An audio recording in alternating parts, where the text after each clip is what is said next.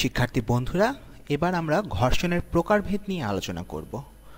ঘর্ষণ সাধারণত 4 প্রকারের হয়ে থাকে, যথা স্থিতি ঘর্ষণ বা স্ট্যাটিক ফ্রিকশন, পিছলানো ঘর্ষণ বা স্লাইডিং ফ্রিকশন, আবর্ত ঘর্ষণ বা রোলিং ফ্রিকশন এবং প্রবাহী ঘর্ষণ বা ফ্লুইড ফ্রিকশন। স্থিতি ঘর্ষণ দুটি তলের একটি অপরটির সাপেক্ষে গতিশীল না হলে এদের মধ্যে যে ঘর্ষণের সৃষ্টি হয় তাই হচ্ছে স্থিতি ঘর্ষণ। অর্থাৎ যখন একটি বস্তুর উপর বল প্রয়োগ করা হয় কিন্তু এ বল বস্তুর গতি সৃষ্টি করতে পারে না, তখন স্থিতি ঘর্ষণ কাজ করে।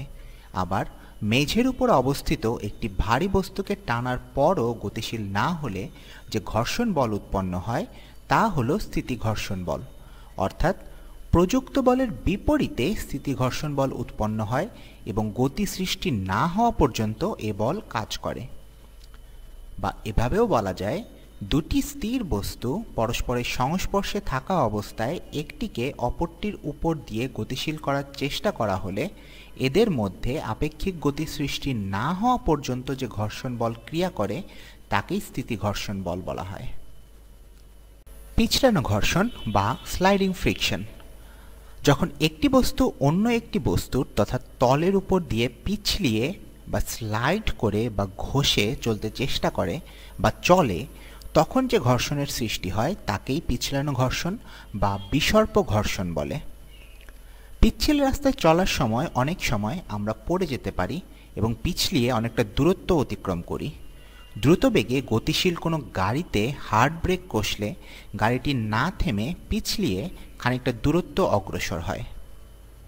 আবর্ত ঘর্ষণ বা রোলিং ফ্রিকশন যখন একটি বস্তু অপর একটি তলের উপর দিয়ে গড়িয়ে চলে তখন গতির বিরুদ্ধে যে ঘর্ষণ ক্রিয়া করে তাকে আবর্ত ঘর্ষণ বল বলে। সাইকেলের চাকার গতি, মার্বেলের গতি ইত্যাদি হলো আবর্ত ঘর্ষণ বলের উদাহরণ। ভ্রমণের সময় মালামাল পরিবহনের জন্য আমরা চাকা লাগানো লাগেজ ব্যবহার করে থাকি। যদি লাগেজে চাকা লাগানো না থাকতো তখন এটিকে এক স্থান থেকে অন্য স্থানে পিছলিয়ে টেনে নিতে বেশ কষ্ট হতো, কিন্তু চাকা লাগানোর ফলে লাগেজ টেনে নেওয়া বেশ সহজতর হয়। অর্থাৎ আবর্ত ঘর্ষণ বল পিছলানো ঘর্ষণ বলের তুলনায় কম। প্রবাহী ঘর্ষণ যখন কোনো বস্তু যে কোনো প্রবাহী পদার্থ যেমন তরল বা বায়বীয় পদার্থের মধ্যে গতিশীল থাকে তখন যে ঘর্ষণ ক্রিয়া করে তাকে প্রবাহী ঘর্ষণ বলা হয়। যখন পুকুরে সাঁতার কাটা হয় তখন পুকুরের পানির মধ্য দিয়ে একটি বাধাকে অতিক্রম করতে হয়, আর এই বাধাই হলো প্রবাহী ঘর্ষণ। প্যারাসুট বায়ুর বাধাকে কাজে লাগিয়ে কাজ করে থাকে। এখানে বায়ুর বাধা হলো এক ধরনের ঘর্ষণ বল যা পৃথিবীর অভিকর্ষ বলের বিপরীতে ক্রিয়া করে।